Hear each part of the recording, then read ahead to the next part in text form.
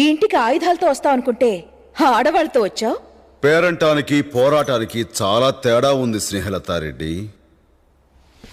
మెడలో తాళిబొట్టు పడని దానివి, కాలికి మెట్టె తొలగని దానివి. తేడా నీకేం తెలుసు? నాకే తెలుసు.